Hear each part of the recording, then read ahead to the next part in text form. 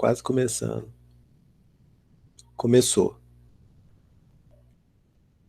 Seguinte, pessoal, estamos começando agora com a gravação, né, da nossa aula do dia 10 de agosto, que é a nossa terceira aula e a nossa segunda aula com conteúdo. Né? Eu dei uns recados aqui do andamento da disciplina, né? E o recado mais importante é que amanhã, no dia 11, quarta-feira, eu vou entregar uma atividade para a turma, e a turma vai ter até o dia 18 para me devolver essa atividade feita. Né? Amanhã eu vou explicar as regrinhas, né, como é que vai ser, tal, como é que vocês vão se organizar, mas o período que vocês vão ter é de uma semana, tá certo? Nós vamos ver uma matéria nova hoje e amanhã, né, terça e quarta, dia 10 e 11. Amanhã a gente fecha esse pedaço da matéria e já entrega uma atividade para vocês utilizarem, né, esse conhecimento já em alguma coisa, tá bom? Então esse era o recado que eu tinha dado agora uns minutos antes, né, antes de ligar a gravação, tá certo? Bom, na aula passada, gente, na quarta passada, que foi dia 4, né, eu fui falar com você sobre a ideia, né, o que é administração. E aí eu resumi para vocês em duas ideias principais. Né? Tomar decisões e colocá-las em prática. Que isso é que é administração, basicamente, a prática da administração, tá certo? E o ponto principal que eu falei com vocês, pessoal, é que à medida que o ser humano descobriu isso, ele começou a ter uma evolução muito grande, ele começou a ter mais capacidade de fazer as coisas, né? Muito mais do que ele tinha antes. E aí eu comentei com vocês da, né, da idade das cavernas, né, quando o ser humano vivia isolado, né, ou ali no máximo vivendo com a família dele, e que a gente não conseguia sobreviver, na verdade, né? Com pouco tempo a gente estava aí destruído, morrido, isso mesmo, Matheus, ou destruído aí pelos animais, ou por inimigos, ou morria de fome e tal. E à medida que o ser humano começou a se reunir em grupo e começou a conseguir fazer isso, né? Não é só juntar aquele bolo de gente, mas conseguir viver todo mundo junto, organizar essa vida coletiva, e a nossa vida ficou muito mais fácil. Você conseguia distribuir as tarefas aí entre as pessoas, cada um fazia uma coisa e cada um conseguia fazer muito melhor aquilo ali que estava por conta, né? E ajudar a coletividade. Então todo mundo saiu ganhando quando a gente aprendeu a fazer esse processo. E eu tinha falado muito com vocês na semana passada sobre essa coisa de tomar decisão, né? Você tem que, quando eu falei, uma parte, né, da administração é decidir o que fazer. Né? E isso não é tão fácil quanto parece. Né? Quando você está tomando a decisão só para você, às vezes você decide em 5 segundos.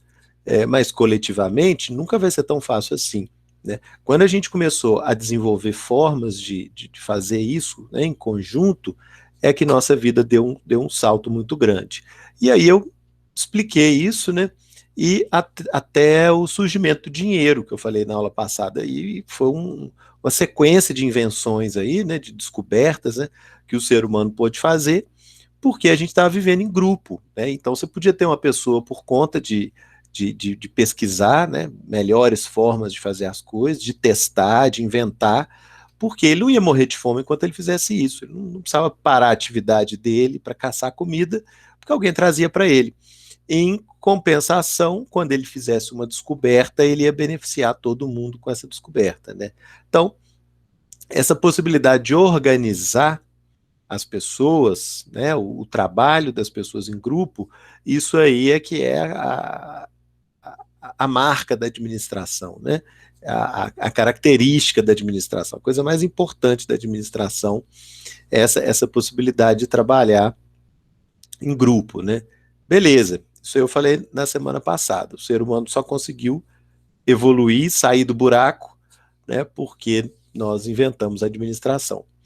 Hoje, gente, nós vamos, né, voar para 2021, tá certo? Eu quis dar aquele exemplo lá de das cavernas para mostrar para vocês que o tanto que isso foi importante para a gente, né, e o tanto que isso não mudou, na verdade. Porque a dificuldade para você trabalhar em grupo, hoje em dia, ela continua existindo, né? É, então, os desafios continuam acontecendo. O ser humano lá na Idade das Cavernas começou a arrumar métodos para trabalhar em grupo, que não são ideais, né? Mas ele conseguiu começar a trabalhar em grupo com todas as dificuldades. E é a mesma situação que a gente está hoje, né? Tem brigas aí em grupos, né? Tem desentendimentos, tem uma série de coisas. Mas a maioria das pessoas consegue trabalhar em grupo e consegue produzir alguma coisa. Então, como eu falei para vocês, é uma situação que não mudou nesses sei lá quantos mil anos, né? Ao mesmo tempo, pessoal, para a gente entrar em detalhes, né, aí a gente vai precisar de um ambiente aí mais moderno, né, para eu poder exemplificar isso melhor. E é o que eu vou fazer aqui. Hoje, né, eu vou começar a entrar em detalhes, né, o que, que o administrador faz, o que, que é administrar, né, para vocês já terem uma ideia mais próxima da realidade, né, do cotidiano da gente, né? Então vai ser o conteúdo de hoje e de amanhã, e aí, né, a gente acaba pulando lá de não sei quantos mil anos antes de Cristo para hoje em dia, 2021. Muito obrigado, boa tarde, muito obrigado. Aqui, ó. Então, a aula de hoje, o que faz um administrador na prática, né, para a gente poder saber o que que é administração, né, na prática, como é a atuação desse personagem. Aí, pessoal, para não complicar a vida de vocês, nós podemos pegar tudo aquilo que o administrador faz, que são milhares de coisas,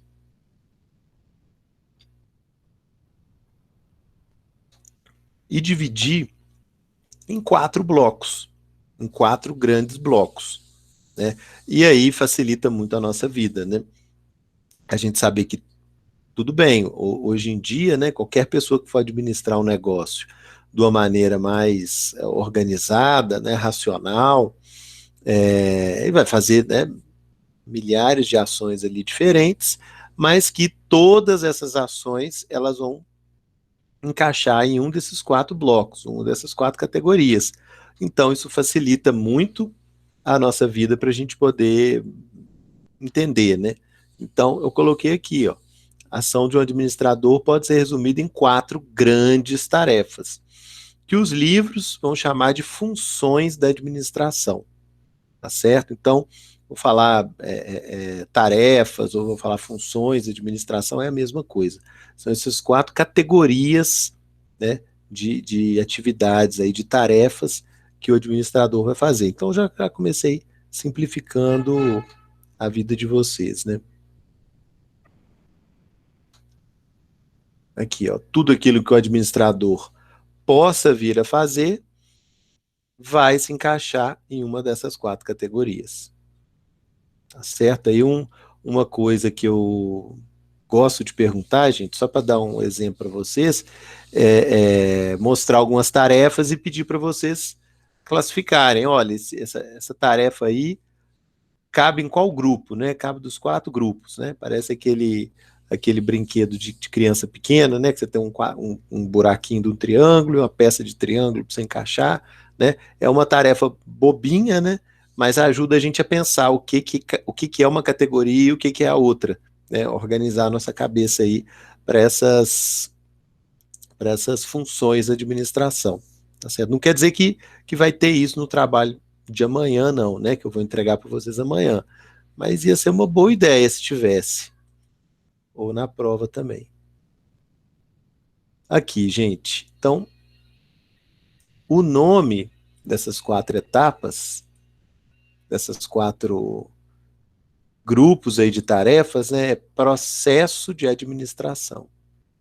Não fui eu que inventei esse nome, né, já estava assim quando eu cheguei, só que é o nome que eu estou passando para vocês. Então, eu falo para vocês, são 4 blocos, né, 4 grupos aí de tarefas, de atividades, sim, e eles são conhecidos como processo de administração. Quem passa por todos eles, né, A, B, C e D, fez todos eles, fez todo o processo da administração, tá certo? Aí eu trouxe um trechinho aqui do material que eu vou passar para vocês lerem, né? Aqui, significa uma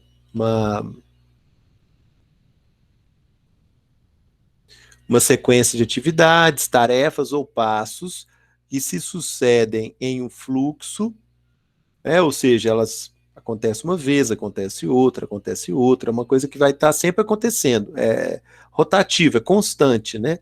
Esse processo de administração, ele tem princípio, meio e fim de novo, princípio, meio e fim. Então, entendam, já estou respondendo aquela pergunta lá de cima, né? O que faz o administrador? O administrador faz o processo de administração continuamente, princípio, meio e fim, tá certo? Então, entenda essas 4 tarefas, não é assim, fez uma, outra, embrulhou, entregou, não. Depois começa de novo, é uma coisa constante, né?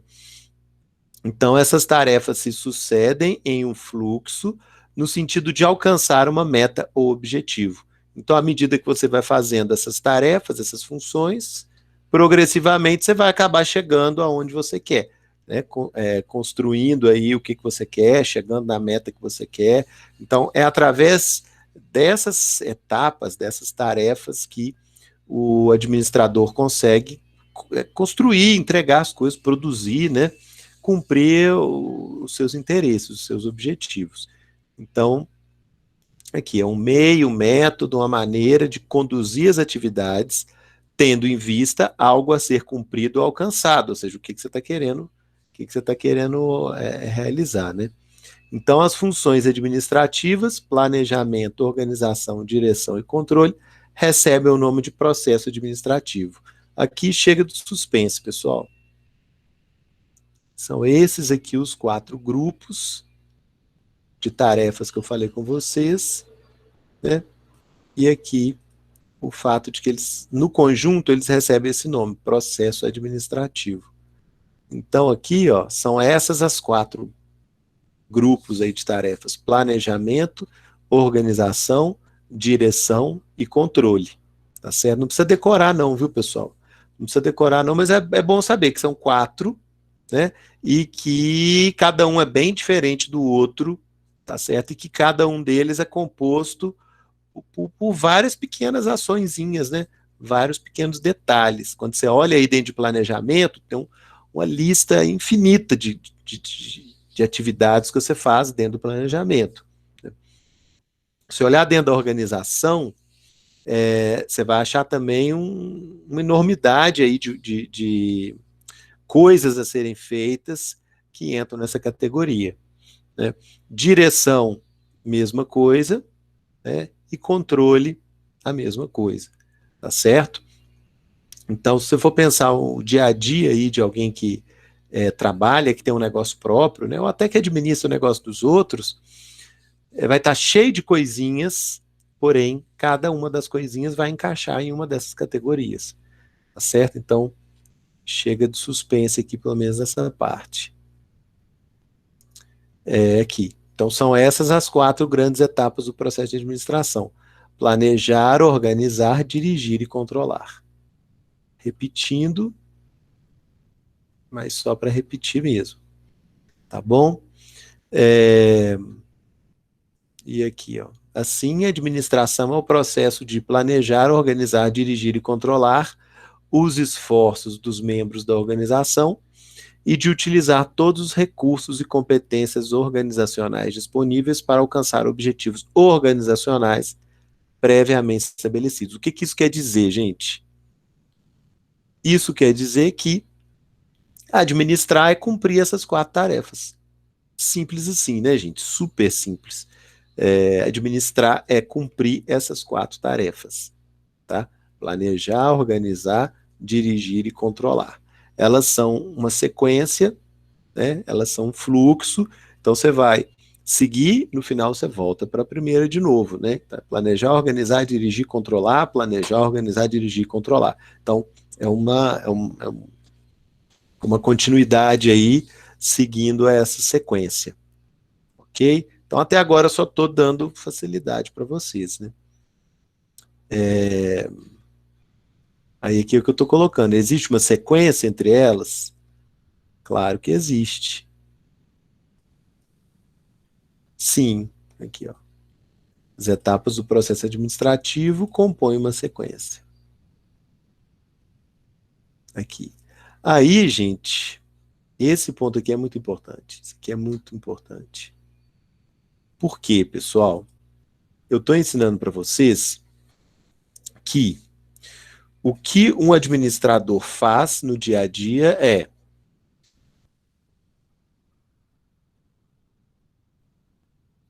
Deixa eu colocar aqui tudo visível.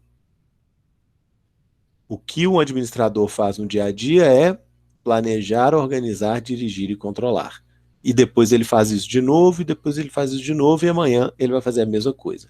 Tudo bem, gente, é o jeito correto de fazer, né? Aí vocês vão parar e escutar o professor, mas tem um tio meu que tem um mercadinho aqui no bairro, né? Ele administra o próprio negócio dele, o mercadinho dele está indo super bem, ele trocou de carro, comprou um sítio, etc, etc, mas ele não faz nada disso, ele faz tudo de outro jeito, né? Ele faz tudo ali do jeito que dá na telha dele e está ganhando dinheiro, né?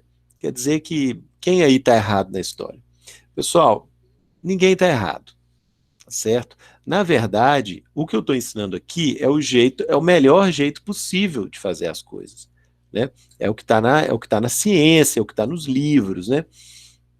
Então, se você quiser que o seu negócio dê certo, né, se você quiser que o seu negócio dê lucro, né, tenha sucesso, você vai procurar fazer tudo direitinho, né, da melhor maneira possível. Vai lá no manual de instruções, vai olhar e vai tentar reproduzir o máximo possível o que está mandando no manual, do jeito que o manual está dizendo. É isso. Se tem outra pessoa que faz completamente diferente e acaba dando certo, bom para ele, mas vamos combinar, gente, que é um risco que ele está correndo, né? Ah, nós vamos entrar nisso aí, Rafael Carvalho, nós vamos entrar nisso aí. Na verdade, pra, nós temos vários tipos de planejamento, cada um deles serve para uma coisa, né? Então nós vamos ver isso um pouco mais para frente. Então, por exemplo, se eu quero planejar para o futuro, para daqui a alguns anos, é uma forma de planejamento. Se eu quero planejar um planejamento normal, assim, a cada ano, a cada 6 meses, é outro tipo. Se eu quiser planejar agora, né, a casa está pegando fogo, então eu tenho que apagar o incêndio e já fazer um planejamento de como é que eu vou reconstruir minha casa, é outro tipo de planejamento. Nós temos ferramentas aí para todas as situações, vamos dizer assim. Tá bom? Eu vou te respondendo aos pouquinhos, vou adiantar um pouquinho a resposta mais ali na frente, tá certo? Mas o ponto é que a gente tem que fazer algum planejamento, né? Independente da situação, a gente tem que fazer algum planejamento, né? A gente não pode fazer como é que é? O Zeca Pagodinho, né? Deixa a vida me levar, não pode ir ali correndo com a correnteza, né? Boiando com a correnteza ali, não, né, que você fica dependendo da sorte, né? Fica tudo muito solto. Se for para depender da sorte, gente, é melhor jogar na Mega Sena, né? Porque se você ganhar bem, se você perder, você perdeu 3,50 só, né, por semana. Então, já que é melhor, já que é para viver dependendo da sorte, é melhor jogar a sorte para cima, né? Para ganhar alguma coisa e não pegar o seu ganha-pão, né, e deixar ele dependendo da sorte. Tá certo? Então, vocês se acostumem, pessoal, que vocês vão ver muito isso. O professor chega aqui e fala, olha, o melhor jeito de fazer é assim, assim, assado, é isso aqui que a ciência está ensinando, tá bom? E tal e coisa. E vocês vão chegar na rua, vão abrir a janela e vão ver tudo diferente do que eu falei, né? E vocês vão achar que eu que estou arrumando confusão, eu que estou querendo inventar a roda de novo, né? Mas a verdade não, né, pessoal? É aquela história de errado, errado tá cheio por aí. Basta dar uma voltinha aí no bairro que você vê o errado acontecendo de todas as formas. Mas só porque o errado é comum, isso não torna ele certo. Tá certo? Isso é frase de Instagram, viu? Dá para postar no Instagram essa daí. Só porque o errado é comum, não quer dizer que ele se torna certo. Ok? Então nós vamos ver aqui o certo, o ideal, né? Como que todo mundo deveria tentar fazer, a forma como todo mundo deveria se esforçar muito para poder fazer, para as coisas, né, darem um pouco mais certo, tá bom? Só que no dia a dia a gente vê, né, as mais incríveis peripécias, né, as pessoas fazendo as coisas do jeito mais louco possível. E se está dando certo, quer dizer que essa pessoa está dando sorte, né? Quer dizer que essa pessoa está dando sorte. Bom para ela, bom para ela. Mas não quer dizer que você vai arriscar o seu pescoço, né? Arriscar o seu negócio para contar com a sorte também. Né? Eu até hoje, eu ganhei na loteria uma vez, muitos anos atrás, e foi R$ 175. E na época, R$ 175 era uma graninha boa, como se fosse hoje em dia uns R$ 500, um negócio assim, era uma graninha boa. Mas eu estava cheio de boleto para pagar. Então eu vi que eu fui sorteado, já peguei um monte de boleto, já fui para a lotérica, né? Entreguei lá para o cara do caixa, ele não precisa nem contar, tá? Já paga esses boletos aí. Ele pagou um tanto de boleto e me voltou as moedinhas lá. Então foi bom que eu paguei um monte de conta atrasada, né? Mas essa aí é a minha experiência com ganhar na loteria. Eu jogo com uma certa frequência, mas nunca mais ganhei nada. Vai ser bom se eu ganhar, né? Ok, mas só para tirar uma estatística aí, né? De quantos anos que eu jogo, né? Desde criança que eu sempre joguei umas moedinhas lá na loteria, ganhei uma vez e foi o suficiente para pagar uns boletos aí que estavam parados, né? Então, para vocês terem uma ideia que sorte pode acontecer, mas não é uma coisa que a gente pode contar com ela, né? Esse é o ponto que eu estou querendo falar. Não é só porque ela existe que a gente vai contar com ela, vai achar que ela é comum. Não é só porque outra pessoa teve, né, uma pessoa talvez até próxima da gente teve sorte, não quer dizer que a gente vai ter também, né? Então é bem por aí. E até essa disciplina está aqui com vocês, né? Vocês têm essa disciplina nos cursos de vocês justamente por isso. Vão tentar fazer a coisa certa, vão tentar nos preparar para não ficar dependendo da sorte, tá bom? Igual aquelas crianças que estudam só para passar, né? Peraí, eu passo com 60, então já começo o ano em fevereiro olhando para os 60. Então, 61 para mim sobra, né? E aí vai, a cada prova, buscando só a média. Chega no final do ano, né? Passou com 60. Mas é aquela história, correu risco o ano inteiro, né?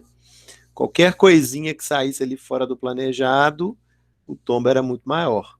Então eu tô querendo marcar com vocês isso. Vocês vão encontrar várias vezes, inúmeras vezes, as pessoas gerenciando seus negócios, até como empregado, né? Às vezes até como funcionário, se comportando de um jeito completamente diferente desse aqui que eu vou ensinar. Completamente diferente. Só que não quer dizer que isso está certo, tá bom? Aquela velha história, por que eu tenho que aprender isso, né? Ninguém faz isso na vida real. Primeiro, muita gente faz isso na vida real, né? E segundo, que você vai fazer isso para você ter um passo a mais do que as outras pessoas, né? Para você ter um pouco menos de risco que as outras pessoas. Tá bom, gente? Então eu estou marcando aqui essa parte, eu vou até deixar marcado. Eu vou até deixar marcado para vocês, né?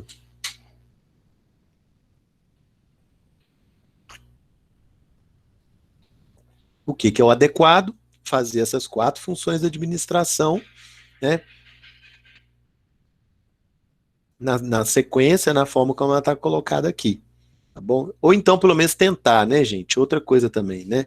Pelo menos tentar. Não quer dizer que a gente vai acertar, que a gente vai fazer tudo direitinho, igual está no livro, né? Mas nós vamos tentar, pelo menos, ok? Então, é disso aqui que eu estou falando. Eu estou garantindo sucesso? Estou garantindo riqueza e fama? Não. Mas eu estou garantindo você tem uma chance maior de conseguir, né, se dar bem. Esse aqui é o ponto. Aqui. Assumir um grande risco. Deixar de realizar essas funções significa assumir um grande risco. Ok? Abandonar uma postura profissional, técnica, para deixar que as coisas aconteçam aleatoriamente. Essa é a palavrinha, viu?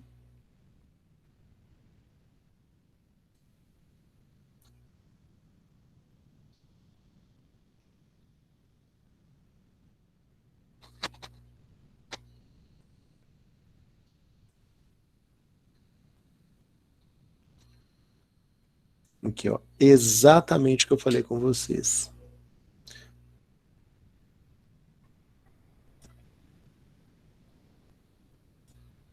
Se a gente consegue seguir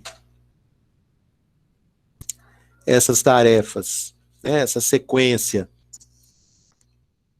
de uma maneira, da melhor maneira possível, né, que eu estou colocando? Você reduz as suas chances de fracasso, porque você tira vários fatores que iam depender da sorte, eles deixam de depender da sorte e passam a depender de você. Né? Esse aqui é o ponto que eu estou querendo falar. Tá certo?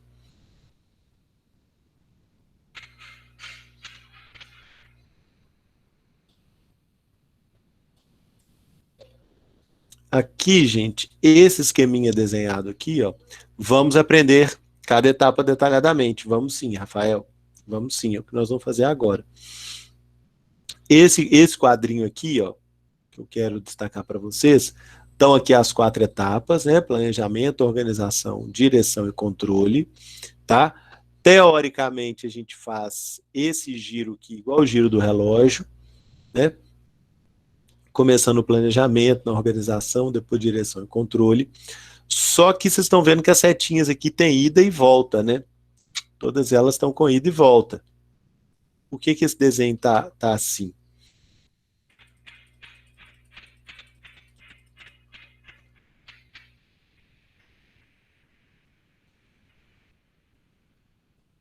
Principalmente, pessoal, para a gente não ficar muito amarrado, viu? A gente tem uma sequência, né, que vai seguir aqui o sentido horário, né?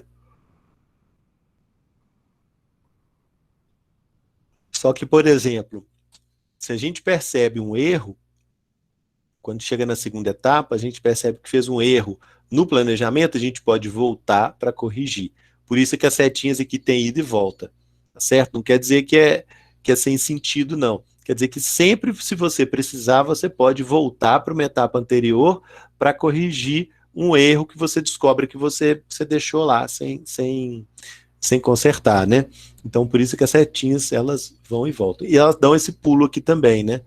Direção para o planejamento, planejamento para a direção, da organização para o controle, também sempre nesse sentido. Se você descobrir que houve um defeito, você tem liberdade para voltar lá no seu plano, lá no início, corrigir esse defeito no plano e depois voltar aqui para a etapa que você já estava passando. Mas, via de regra, ele vai seguir a sequência. O que eu queria marcar aqui com vocês, ó, que eu até coloquei no. Tirar o zoom aqui um pouco. Aqui. Alguns elementos que estão nesse quadrinho, né, que faz parte do que o administrador faz, né, que faz parte do dia a dia, que está marcado aqui, ó, ambiente externo. Tá bom? Aqui em cima está marcado, ambiente externo. Então, esse é o primeiro ponto que eu queria marcar com vocês. As empresas, gente, ou se você quiser pensar, as organizações, né, elas são um ambiente próprio, né? Elas são um universo próprio ali, tá certo? Então, vocês vão ter sempre uma separação entre o que está dentro daquela empresa, o que está acontecendo ali dentro, e o mundo lá fora, tá bom? Então, tô marcando isso aqui para vocês. Sim, João Vitor. Sim, tô devendo, colocar esse material lá. Ah, e um detalhe, viu, gente? Mais um recado. Eu vou criar uma pastinha lá para gente e vou colocar o nosso material. Às vezes costuma ter material do semestre passado, do ano passado ali, e eu vou tirando esse material aos pouquinhos, tá bom? Mas o meu material, vocês vão ver que vai estar numa pasta separada para vocês poderem acessar. Se tiver mais material ali, vocês ignorem, tá bom? Que eu vou tirando esse material aos pouquinhos, e se tiver alguma coisa interessante nesse material, eu posto de volta, mas eu vou postar na nossa pasta. Tá bom, gente? Só esse detalhe, porque as outras duas turmas que eu fui organizar o material deles do PVA, eu vi que tinha muita coisa do semestre passado, né, do ano passado, e aí tinha o risco do pessoal corrigir, do pessoal confundir, né? Então eu criei uma pastinha separada, comecei a colocar o nosso material e eu estou tirando os outros materiais aos pouquinhos, certo? Então, eu estou destacando com vocês aqui, gente, essa referência aqui entre dentro e fora da organização, dentro e fora da empresa, tá bom? Muitas vezes a ideia, né, de uma casa, né? De uma casa. Imagina uma casa ali com as portas e as janelas fechadas, tá? Você tem o dentro e tem o fora dessa casa. Pô, fácil essa, né? É fácil. Não quer dizer que você vai passar a sua vida inteira dentro da casa, tá certo? Você pode sair para trabalhar, fazer outra coisa, mas o seu ambiente mesmo é aquela sua casa, tá certo? Então, quando eu falo que existe um mundo interno e um mundo externo, né? Das organizações, eu estou querendo dizer que a administração trabalha com essa ideia, tá certo? Aquilo que é próprio da empresa ou da organização, aquilo que está dentro, né? E aquilo que está fora, né? Que é mais distante, que muitas vezes não tem interferência no que está dentro, né?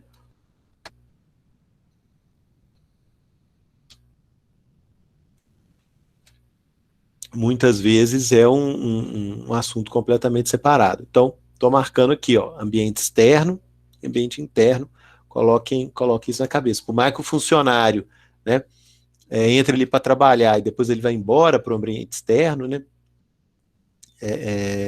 essa relação existe, essa fronteira existe, tá certo? Entre o que está dentro e o que está fora.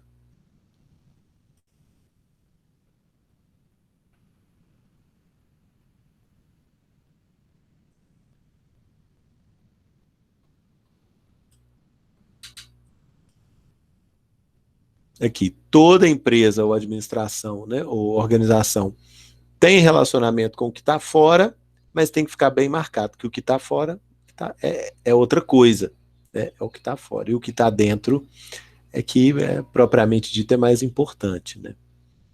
Outro ponto aqui, ó, que está aqui em cima, ó, entradas, insumos, né? Então, se eu tenho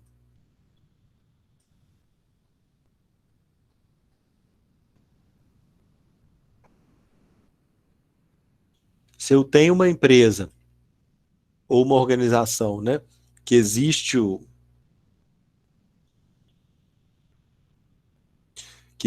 uma fronteira, né? Existe um muro entre o que é próprio dela e o que não é, o que está fora, né? Então a gente tem que imaginar que existe um formato, né? Tem coisas de fora que entram ali dentro, tá bom? Vou dar um exemplo bobo, viu, pessoal? Você tem uma fábrica de móveis, uma fabriqueta de móveis, E para você poder trabalhar ali dentro, então tem os seus funcionários, né, que trabalham lá com você, mas para você poder funcionar, você tem que comprar madeira de fora. Então é uma coisa que você não produz ali dentro, né? Você tem que conseguir isso fora, obter essas coisas lá fora e trazer para dentro da sua empresa, tá certo? Então é uma entrada, é algo que entra. As ferramentas, a madeira, prego ali, tudo aquilo que você não produz tem que vir de fora.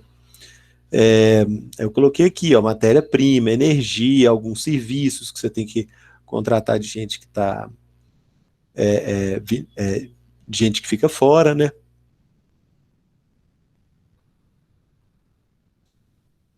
Ou seja, é aquilo que a organização precisa e não consegue obter por conta própria. Agora, isso não é feio, não, viu, gente? E nem está errado. Você precisar de mercadorias, né? Você precisar de peças, de equipamentos que estão fora, isso não é um sinal de fraqueza da organização, tá certo? É só um fato, é só um dado, tá bom? O que está entrando? Madeira, prego, serrote, tá? Alguma coisa tem que vir de fora porque eu não consigo produzir tudo, tá certo? Então, é o que eu estou colocando aqui, ó. Nenhuma organização é autossuficiente, ou seja, nenhuma organização consegue resolver todos os próprios problemas sozinha, nenhuma.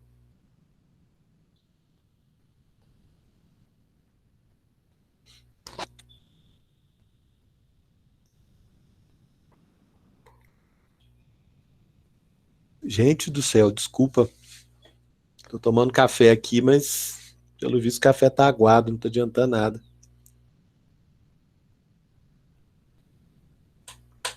Então, o que eu tô querendo marcar com vocês é isso. Não é ruim, não é feio, não é errado a organização ter que buscar coisas lá fora, não. É o normal, tá certo? Todas elas vão ter que obter alguma coisa fora. Vou dar um exemplo para vocês, gente, um exemplo muito parece bobo, né? Mas na verdade não é. Tem uma marca de cerveja, gente. Como é que chama? Proibida. Tem uma marca de cerveja que chama Proibida, que o O é cortado, assim, igual uma placa de proibido. Ela é fabricada lá no Triângulo, né?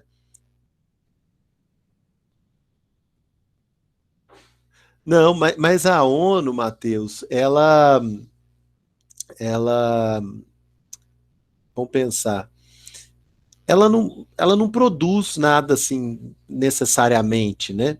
Ela não, sabe, ela não tem essa característica assim produtiva.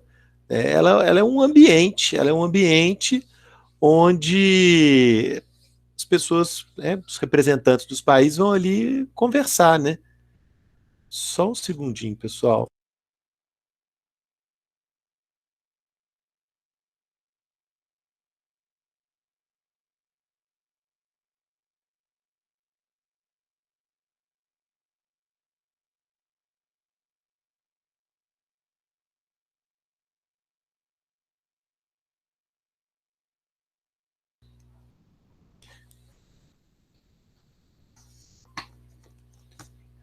A ONU é como se fosse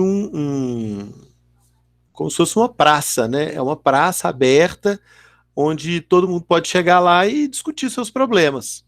A ideia dela é essa, ela não tem essa característica de produzir alguma coisa ou de fazer alguma coisa específica. Ela é só um espaço, é um espaço político, né? E diferente até da política tradicional, né? Ela não precisa produzir nada, ela só precisa estar ali aberta para todo mundo, né? Aí tem uma característica ali diferente. O que ela precisaria para poder fazer isso é que as pessoas fossem lá, né? Levassem lá suas opiniões, né? E colocassem isso abertamente, né? Então, se a gente for pensar, eu estou tentando pensar o que ela obtém de fora, né? Seria os representantes aí dos países que teriam que entrar lá e dar opinião, né? Usar aquele espaço, né? Ela só precisa ser usada, né? E aí, nesse sentido, a maioria dos países vai até lá e leva as suas opiniões. Então, de certa forma, o que ela precisa de fora, né, as pessoas levam para ela.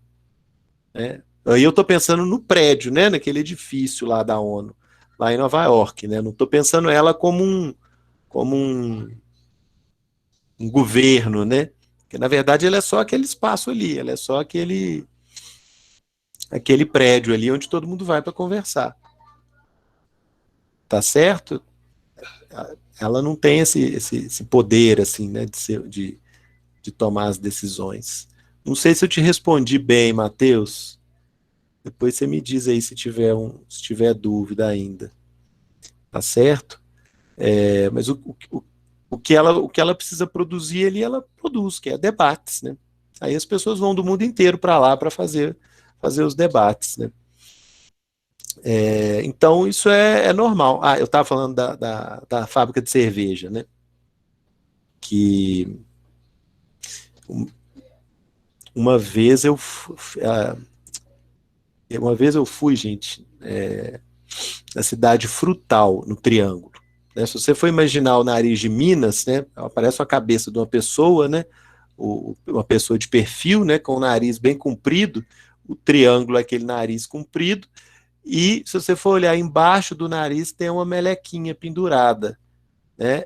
Essa cidade de Frutal, no Triângulo. Desde pequeno eu olho o mapa de Minas, eu vejo aquele nariz e tem uma bolotinha ali embaixo, pendurada, é a cidade de Frutal, ali no Triângulo, né, na divisa com São Paulo. Uma vez eu fui lá, muitos anos atrás, e todo mundo tinha que falar comigo, você já provou a cerveja? Que a cerveja daqui é muito boa, e não sei o que, não sei o que, e todo mundo, e eu estava trabalhando, né, gente, eu não ia parar para tomar cerveja, né, e todo mundo falando, falando, falando. Chegou uma hora lá do dia, eu provei a cerveja boa, não é coisa de outro planeta, não, mas boa. Mas eles queriam falar isso, ficavam falando da cerveja para eles poderem contar a história de por que, que a fábrica de cerveja foi para lá. Estavam doidos para contar a história e acabaram me contando. E eu vou contar para vocês do jeito que me contaram, né? Dizem eles, os frutalenses, né, os habitantes lá de Frutal, que tinha um grupo de empresários querendo abrir uma fábrica de cerveja, e o componente principal da cerveja é a água. Eles precisavam de uma água que tivesse algumas características lá específicas, né, químicas, físicas, biológicas e tal, e precisavam de uma água que fosse assim muito, muito especial para poder usar essa água para fazer a cerveja deles.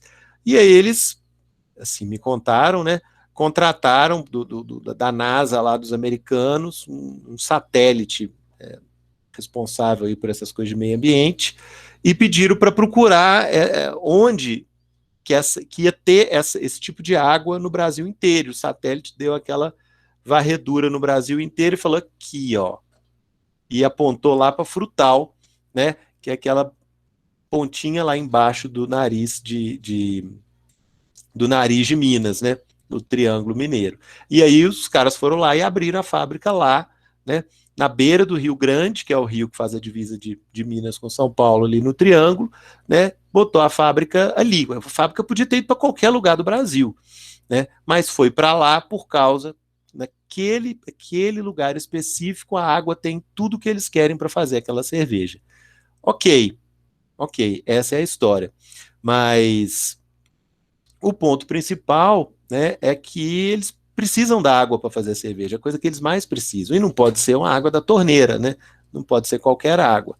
E isso, gente, então vocês pensam na empresa, que ela é uma organização, ela vai fazer coisas, né? No caso, ela vai fazer cerveja, e o que precisa de vir de fora para ela? O que é um insumo? O que precisa vir do mundo externo para lá para dentro para ela poder fabricar a cerveja? Principalmente precisa vir água, que é a coisa que eles precisam em maior quantidade. Então eles levaram a fábrica de cerveja onde estava a coisa que eles mais precisam, que é aquela água específica. Tudo bem, mas o engraçado, pessoal, é que até pouco tempo atrás, para você fazer o que eles faziam, né, bastava colocar uma mangueira no rio e ligar uma bomba e começar a puxar água para dentro da fábrica. Custo zero. não custava nada você tirar isso da natureza. Né? Você tirar milhares de litros de água da natureza por dia custa R$ 0. Você não paga nada para a natureza. Você tira, né? E acabou. Né? Então, é uma coisa que ficou muito na minha cabeça, assim, isso aí, muitos anos que eu fui lá em Frutal, fiquei sabendo a história dessa fábrica aí, do jeito que eles me contaram, eu fiquei pensando, pô, os caras gastam uma fortuna, né, para alugar um satélite, para fazer um estudo desse, para descobrir onde é a água mais especial do Brasil, para eles poderem fazer a cerveja deles, né? E quando eles acham essa água tão especial, eles não gastam nem R$ 1 para tirar essa água da natureza. Então, o exemplo serve aqui para nós, porque essa coisa que eu falo de você trazer coisas do insumos, né, do ambiente externo, do mundo externo para dentro da sua organização. Você tem que trazer alguma coisa. Né? Ninguém é autossuficiente. A empresa, né, que fabrica cerveja, ela tem que buscar alguma coisa lá fora. Né? E no caso dela, ela vai ter que buscar quase tudo, né? Esqueci o nome, a cevada, aqueles compostos lá todos, né? Tudo isso tem que vir de fora para eles poderem fazer cerveja. Mas o principal elemento não custava nem R$ 1 para eles. Você tirar da natureza estava barato demais. Felizmente, né, gente, Minas Gerais foi um estado pioneiro no Brasil de organizar isso. Não sei se os outros estados já estão fazendo isso, mas eu sei que aqui em Minas a gente já começou a fazer isso há alguns anos, que já que a natureza não cobra a conta, a natureza não pode te passar o boleto para a fábrica, peraí, essa água é tão especial para você que você não vai pagar nem R$ 1 por ela, nós formamos organizações aqui, não sei se vocês já ouviram falar, chama Comitê de Bacia Hidrográfica, e são grupos de pessoas que eles representam a natureza. Eles representam o rio, na verdade, né? Eles são organizados em cada rio. E aqui em Minas Gerais foi o primeiro estado do Brasil que fez isso, que inventou esse processo de ter grupos de pessoas que se comportam aí em defesa de cada rio. Então agora essa fábrica de cerveja lá recebe um boleto todo mês, que é como se eles fossem pagar para a natureza por aquilo que eles tiram da natureza, que é essa água. Né, que antes eles não pagavam nem R$ 1 por uma água tão especial para eles, eles não pagavam nada, agora chega o boleto para eles todo mês, né, de acordo com o volume de água que eles tiram, eles têm que pagar por isso, eles têm que pagar a luz, eles têm que pagar funcionário, eles têm que pagar tudo, eles têm que pagar para a natureza. Aí é o seguinte, João Vitor, esse grupo organiza para que o dinheiro seja todo utilizado para a natureza novamente, né? Principalmente para poder preservar o próprio rio. Por isso que chama Comitê de Bacia Hidrográfica. É o certo, é o certo. Não, isso aí está dando super certo. É um exemplo, assim, o pessoal no Brasil inteiro está vindo aqui aprender como é que é, para ver se eles copiam isso nos estados deles, né? Mas isso foi uma invenção nossa.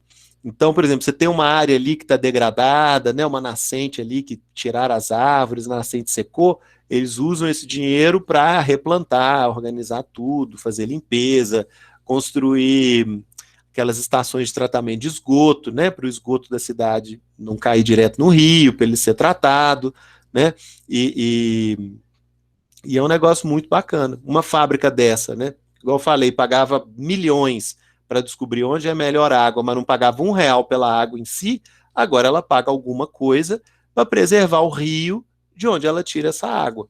Então é um negócio muito bacana. Estou dando esse exemplo aqui, né? Porque para mim sempre ficou muito. Sempre foi uma coisa muito chocante para mim. Pois é, João Vitor.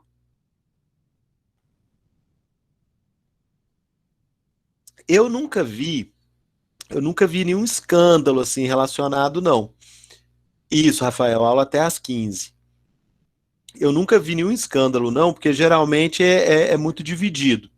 Então, por exemplo, tem gente, três, quatro pessoas do governo, tem pessoas da sociedade, ele é formado assim de gente da região inteira do Rio, né? E gente assim de vários perfis diferentes. Então, quem está ali dentro, na teoria, um vigia o outro.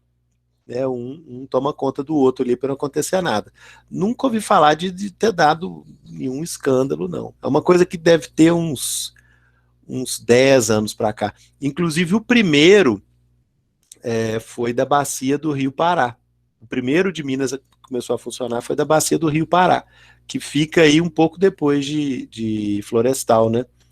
A partir de Pará de Minas, né? Já essa bacia do Rio Pará foi a primeira que começou a funcionar em Minas.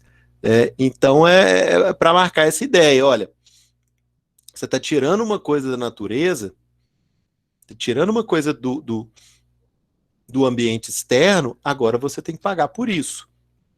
Do mesmo jeito que essa empresa tem que comprar a cevada, né, para poder fazer cerveja, tem que comprar de um plantador, que é outra coisa que vem do ambiente externo, você tem que pagar por isso também.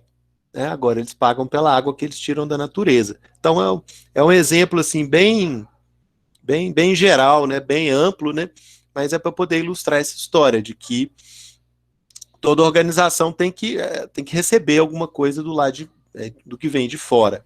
Tá certo? É muito difícil achar alguém que funciona ou vive sozinho, né, que resolve todos os problemas. Aqui, nenhuma organização é autossuficiente, ou seja, capaz de funcionar apenas com aquilo que possui internamente. Desde países até empresas, não é possível se manter em isolamento em relação ao ambiente externo. Né? Se vocês forem pensar, por exemplo, a Coreia do Norte é um país super isolado do resto do mundo, né? Como se fosse uma organização que se isola do resto do mundo. Tá certo? Não, não tá certo. Eles não conseguem produzir comida, né, para eles. Eles precisam ameaçar com aqueles mísseis nucleares que eles têm lá. Cada vez que eles ameaçam que vão soltar uns mísseis, a China, a Rússia, alguém vai lá dar uma doação de comida para eles e eles sossegam. Então, eu não consigo achar um exemplo, né, de organização nenhuma que ela funciona isolada do mundo, que ela consegue funcionar só com o que ela produz ali dentro. Não consigo, não consigo exemplo. Tem um pessoal agora na Alemanha que eles estão com a, como é que chama? É uma onda de terrível de se morar. Isso mesmo, Miguel. Parece terrível, né? Agora, eu vi um pessoal que tem uma onda lá na Alemanha agora de que não compra nada, só troca. Né? Então, você não está estimulando indústria, você não está estimulando o capitalismo. Sim, é um pesadelo aquilo ali, João Vitor. Pesadelo. Eles matam lá, né, a troco de nada. Não, não, na Coreia do Norte, Rafael. Na Coreia do Norte. Isso que eu estou falando aqui é o movimento de pessoas, o movimento de pessoas que não compram nada, só trocam para poder, né, não mexer com dinheiro, né, para poder, sei lá, uma turma anticapitalista, né? E aí tem gente falando que, olha, tem um ano que eu não compro nada, eu só troco. É alguma coisa que eu posso fazer, por alguma coisa que meu vizinho pode fazer, uma coisa que eu preciso, por uma coisa que eles têm e tal. E tá crescendo esse movimento lá na Alemanha, de você não comprar nada, só trocar.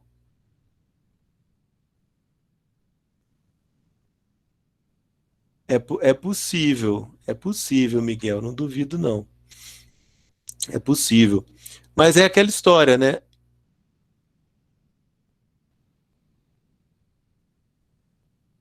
O... Não, então é coincidência. Cada vez que eles fazem uma ameaça, eles recebem um navio de arroz. Não, mas agora eles estão admitindo. Outro dia o Kim lá deu uma entrevista, falou mesmo que tá com pouca comida e tal, o que é muito raro eles admitirem problema. Mas ele deu de que lá tá tendo Covid. Outro dia ele deu uma entrevista aí meio baixa astral. Que não. Mas, tipo assim, eles se autossustentam, sabe, professor? Eles têm criações de fazendas enormes lá, todo mundo trabalha e sustenta a própria família com o próprio dinheiro.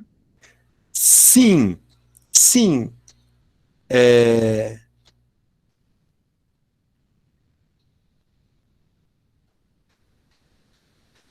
Sim, é verdade, é verdade. Eles têm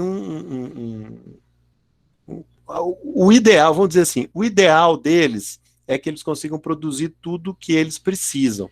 Mas o ponto que eu estou colocando aqui não é que isso é certo ou é errado, mas o ponto é que é impossível. Né? Porque, por exemplo, é, isso aí, vou dar um exemplo até menos radical, viu, pessoal? Um exemplo até menos radical.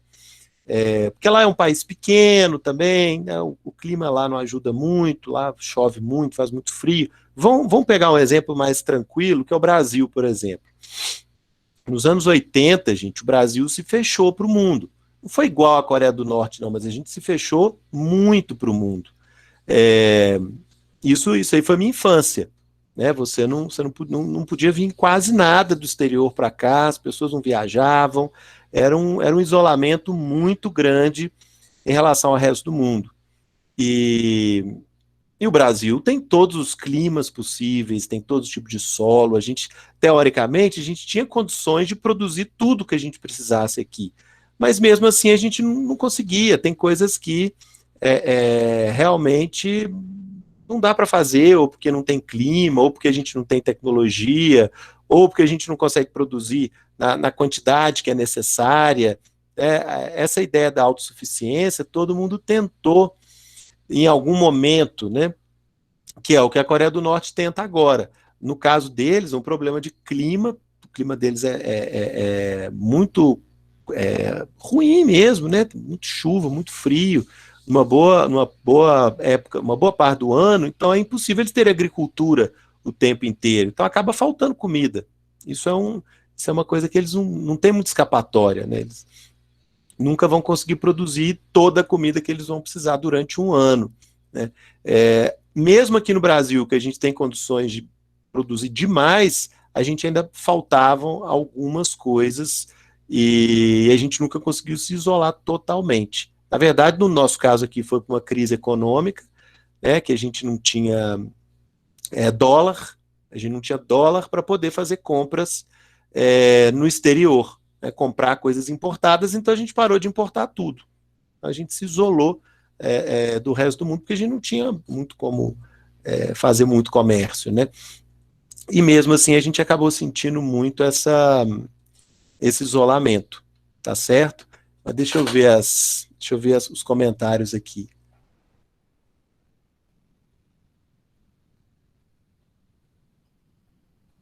Não estavam, Miguel, eles não estavam isolados. Os indígenas aqui no Brasil, claro que eles não tinham um contato tão intenso, né? Mas eles tinham contato, por exemplo, até com grupos que chegavam ali a Bolívia e Peru e tinham chegava a ter algum relacionamento com aqueles grupos lá do Peru, Incas, aquelas civilizações ali que gravitavam em torno dos Incas. Né? Claro que, né, os grupos indígenas que estavam aqui no Nordeste do Brasil, no Sudeste, não eram exatamente eles que tinham esse contato, mas indiretamente, né, e a maior parte do Brasil desse grupo Tupi-Guarani, né, de uma língua comum, né, indiretamente a gente chegava a ter um certo contato com outros grupos ali, outras civilizações, né, que não fossem as civilizações dos europeus. Né, já houve aí descobertas que mostraram isso, que a gente tinha algum contato com esses outros grupos. Né? Então, isolamento é muito difícil, para não dizer impossível, né, de algum grupo de pessoas, ou um país, ou uma empresa, ou uma família, né, conseguir funcionar totalmente isolado.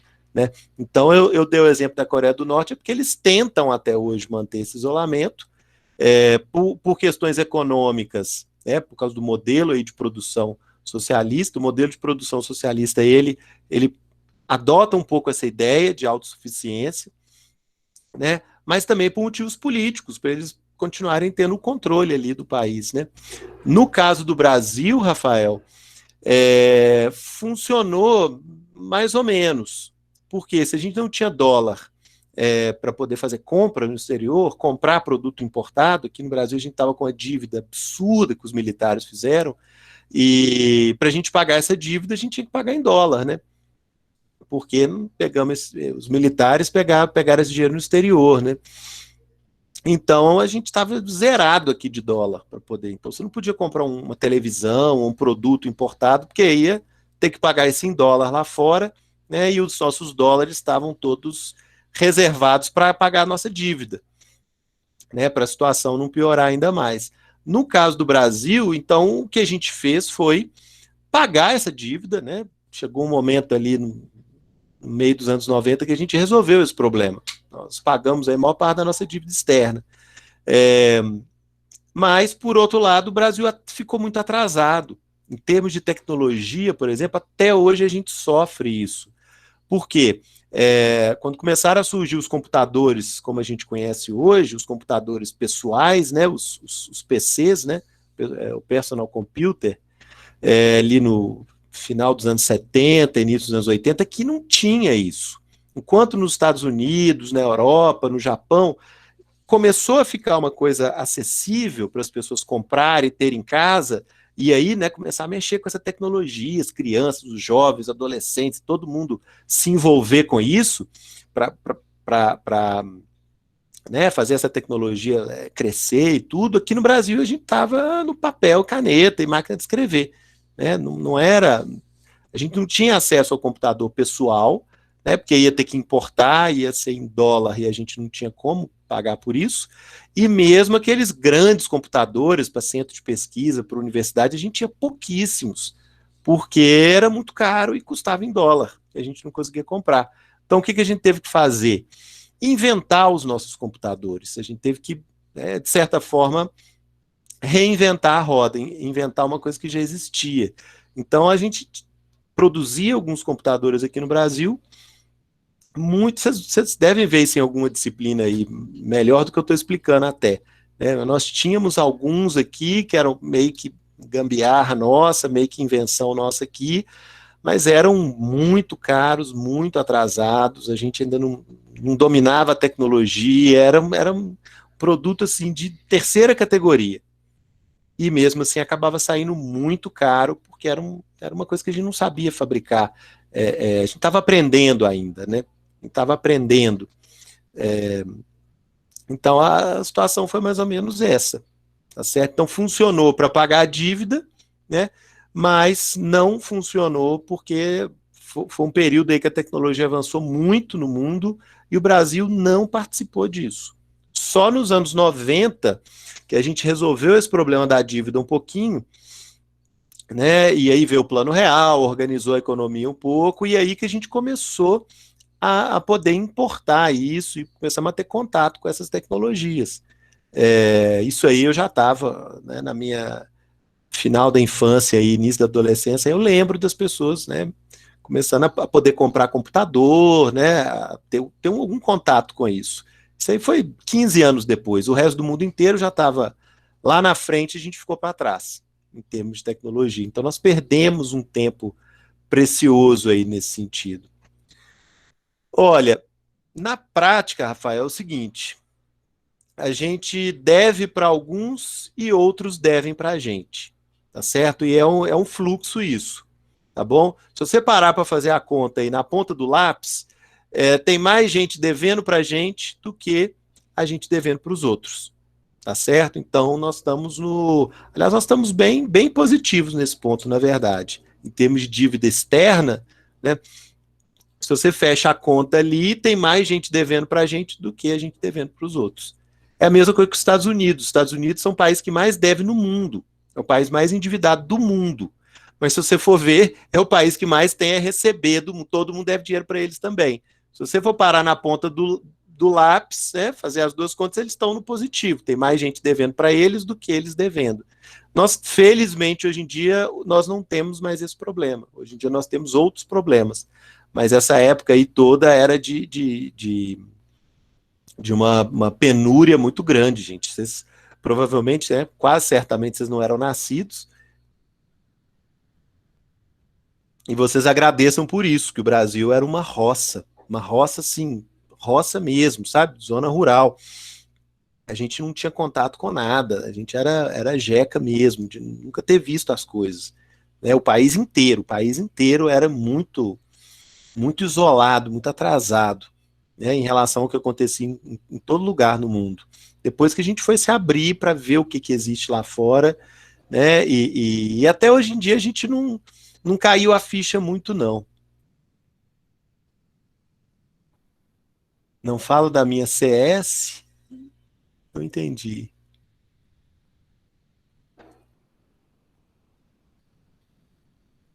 Não entendi, Yuri, não fala da minha CS. Casa. Ah, tá. Não, mas é verdade, Yuri. Eu tô falando. Aliás, vocês, a geração de vocês, até que é mais tranquila. A minha geração é que é de uma jequice sem fim. A minha geração é que cresceu num país totalmente fechado, né? E até hoje a minha geração é muito deslumbrada, sabe? Muito encantada com as coisas. A geração de vocês já cresceu mais ligada com o mundo, vocês são mais de boa. A minha geração é vergonha alheia, a minha geração, até hoje. Todo mundo aí já velho aí, ficando com o cabelo branco, ainda fica babando nos negócios bobo. Contar um caso bobinho, tá, gente? Bobinho. Quando começaram a abrir o Brasil para coisas importadas, né? É, eu lembro que eu fui no supermercado com meu irmão menor, eu devia ter o quê? Uns 14, 13, 14 anos. Meu irmão tem 3 anos a menos que eu devia ter uns 10 anos. E aí tinha lá no supermercado um setor lá, importados, só para coisas importadas. Hoje em dia fica tudo misturado, né? Você nem sabe o que foi feito no Brasil, o que foi fora, né? Mas na época você tinha uma parte assim do supermercado pequenininha, né? Toda decorada e bonito, importado. Tudo que era importado estava lá. Isso quando começou a abrir. E aí meu irmão gostava de basquete, é, ele foi lá e achou um pacote de chicletes grandinho com o emblema da NBA, e que também a gente não sabia o que era NBA aqui não. Né? Começou a passar, Bandeirantes passava, não tinha TV a cabo, não tinha parabólica, não tinha internet, não tinha nada, gente, é a idade da caverna, né? Aí a TV Bandeirantes começou a passar uns jogos da NBA e tava todo mundo babando o ovo nisso, né, na NBA. Aí meu irmão achou um pacotinho de chiclete que custava uma fortuna, né? Escrito lá NBA e a foto de um jogador, acho que era do Michael Jordan, né? Jogando basquete. E ele foi chatear minha mãe, pediu que ele queria os chicletes NBA, pediu. E minha mãe é dessas mães assim, é que ladra, mas não morde. Se você falar 5 vezes a cabeça dela, ela cede. E aí ela foi lá, né, gastou o que ela não tinha e comprou o pacote de chicletes pro meu irmão da NBA, e ele não queria nem abrir o negócio, que ele estava tão encantado, porque o negócio tinha sido feito no exterior. Que incrível, chicletes do exterior, com a foto da NBA e tal. Chegou lá em casa, depois de uns dias, né, cultuando aquilo ali, abriu a embalagem, gente, era recorte de chicletes, eram umas tiras de chicletes, uma grande, uma pequena, uma triangular, uma quadrada, uma redonda. Era assim, a máquina prensava e sobrava aquelas rebarbas, né, para fazer os chicletes, né? E eram as rebarbas, cada um de um tamanho, cada um de um jeito diferente. Era rebarba de chicletes que eles juntaram, fizeram um saquinho e botaram para vender. E a gente aqui no Brasil ficava encantado porque era um negócio diferente que veio de fora, era recorte, rebarba de chicletes. Né? Pra vocês terem uma ideia, gente, quando eu falo que a gente era jeca, é nesse sentido, viu, gente? Não é um xingamento, é falta de costume. Né? Tudo é novidade. A gente ficava encantado porque tudo era novidade. Né? Então, isso é história verdadeira, viu? Então, gente, para poder marcar esse ponto aqui, de que, gente, tá dando para ouvir o que eu falo com essa máquina funcionando aqui atrás? É na casa do vizinho. Dá para me ouvir, gente? Tá, estão começaram uma obra aqui. Se eles continuarem esse negócio, amanhã eu vou ter que dar essa aula em outro lugar. Mas agora não tem jeito de trocar, né, gente? Bom, mas a ideia basicamente é essa, viu, gente? Todo grupo ele sempre vai ter relação com o que está fora, tá bom? Gostando ou não gostando, querendo ou não querendo, ele vai precisar de alguma coisa que está fora, que ele não vai conseguir produzir tudo, tá bom? Esse é que é o ponto. Ao mesmo tempo,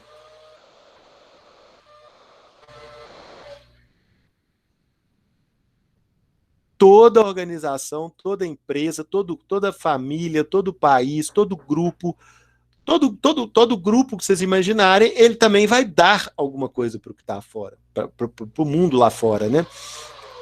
Ele vai fornecer alguma coisa, entregar, vender, seja o que for. Então, tanto é uma relação de uma certa dependência, o grupo ali sempre precisa de alguma coisa que vem de fora, né? Como também ele sempre vai fornecer alguma coisa para o que está fora, né? Então, na teoria, as coisas se equilibram, tá? Você precisa de alguma coisa do mundo externo e compra, ao mesmo tempo que você vai fornecer alguma coisa para o mundo externo que o mundo externo precisa e não tem, e vai precisar de você.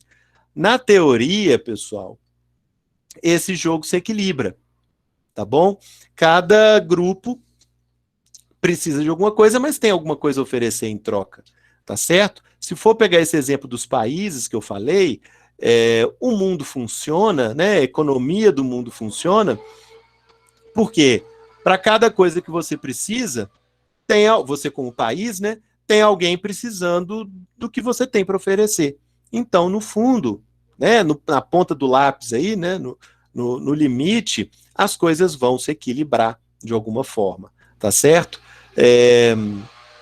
Claro, gente, que na realidade a situação é um pouquinho mais complicada do que isso, né? Mas em tese isso funciona sim, tá bom? Claro que a gente não precisa de chicletes da NBA, né? Rebarba, recorte de chicletes, a gente não precisa disso. Podia viver muito bem sem isso, né? Usar os nossos dólares aí para comprar outras coisas, para comprar computador, seja o que for, né? Mas aí já é outra história. Mas, de toda forma, por exemplo, o Brasil tem uma série de coisas que o mundo vai precisar da gente sempre. Sempre. Nós, também com o tamanho que o Brasil tem, nós temos essa tranquilidade que o mundo vai precisar de muita coisa que nós temos aqui. E que só nós temos. Né? Minério de ferro, né? A gente tem uma quantidade absurda aqui para poder fornecer para o mundo inteiro. Então a gente tem essa certa tranquilidade. Né, de que produção de milho, soja, carne, nós temos uma produção tão grande que a gente abastece, a gente alimenta uma boa parte do planeta Terra, nós aqui no Brasil. Né? Se a gente parasse de exportar a nossa produção de alimentos, ia ter aí dezenas de países que iam passar fome, porque o Brasil, né, alimenta uma boa parte da humanidade com o nossa produção, né? Então é bom, a gente pode depender do mundo para muita coisa que a gente precisa comprar, porque o mundo precisa muito da gente para poder comer, basicamente, né? Precisa demais do Brasil para poder comer, então nós estamos numa posição mais ou menos tranquila. É um pouco a dúvida que alguém me perguntou aqui um pouco mais atrás. Né? O Brasil está numa situação tranquila de uns anos para cá, porque a gente tem muita coisa que o mundo precisa e vai continuar precisando. Então, beleza. Né? Claro que o jogo vira, né, gente? Rapidinho o jogo vira, mas hoje a nossa situação é relativamente confortável, tá certo? Então, o que eu estou querendo marcar com vocês, gente? É isso aqui, ó. A nossa relação de grupo com o mundo externo é sempre essa. Nós vamos pegar alguma coisa lá fora, comprar ou trazer para cá, vamos processar isso internamente através das etapas que eu estou falando aqui: planejamento, organização, direção e controle. E no final dessas 4 etapas, nós vamos ter uma coisa que a gente não tinha antes e nós vamos fornecer isso para o mundo. Tá certo? O que o processo administrativo faz? Essas 4 etapas que eu estou falando com vocês, qual que é a mágica que ele faz? É pegar coisas lá de fora que estavam desarticuladas, ou que não tem muito valor, ou que não tem muita importância. Para eles lá fora não tem muita importância, a gente traz aqui para dentro, processa isso aqui da nossa forma, né, um jeito nosso, um jeito todo especial, né? e nós vamos transformar em coisas, em produtos, ou em serviços, ou em coisas que nós vamos entregar para o mundo lá fora, que é o que o mundo quer, é o que o mundo precisa, tá certo?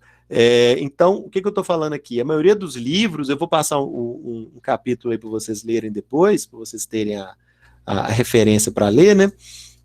A maioria dos livros vai olhar só para dentro dessa bolota cinza, né? Vai olhar para a empresa, ou para o grupo, ou para o país, ou o grupo que for, né? Esse é o processo administrativo, ele tem essas etapas, depois já vai explicar o que são as etapas. Calma lá, calma lá, calma lá, não é só isso, isso é o de menos. Explicar as etapas, gente, é importante, mas não é só isso, senão fica um negócio muito decoreba. O mais importante é que, quando você realiza as etapas aí dentro do grupo, ou dentro da organização, ou dentro da empresa, você faz uma mágica acontecer, uma mágica entre aspas, né?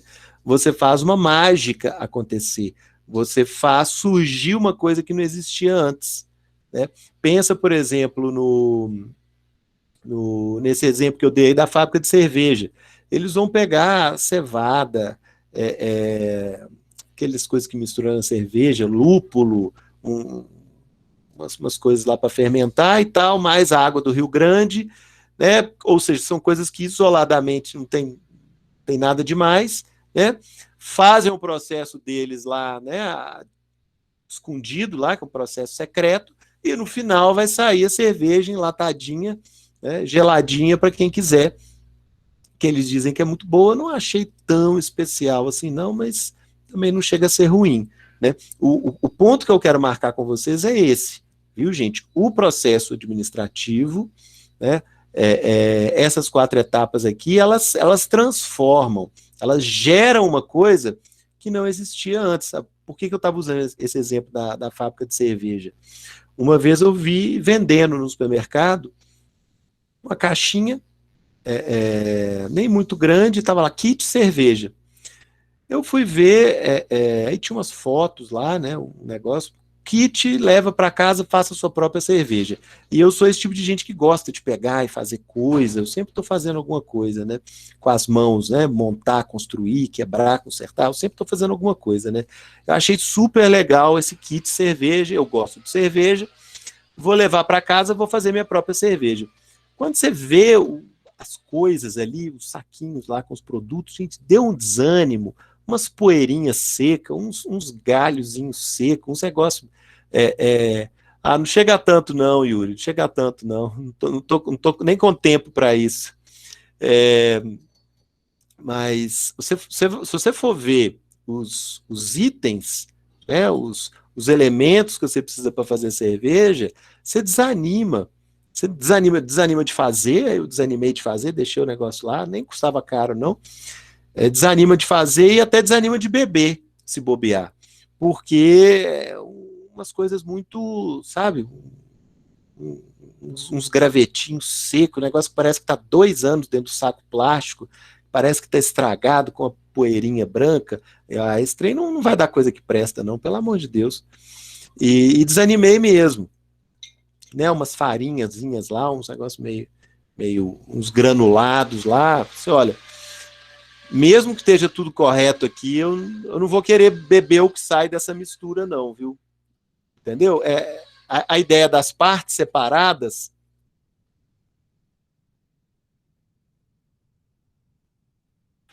As partes separadas, gente, são muito diferentes do produto final. É isso que eu estou querendo marcar com vocês.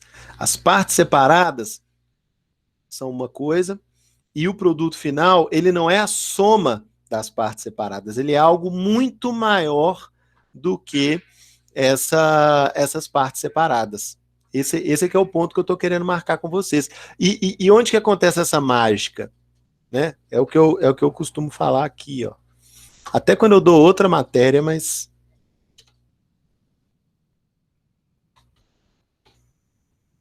Aqui, ó. 2 mais 2 é igual a 5. Ok? Você tem as partes separadas, você tem 2 aqui, 2 aqui. Quando você leva isso para dentro da organização, faz o processo administrativo, você não vai ter 4.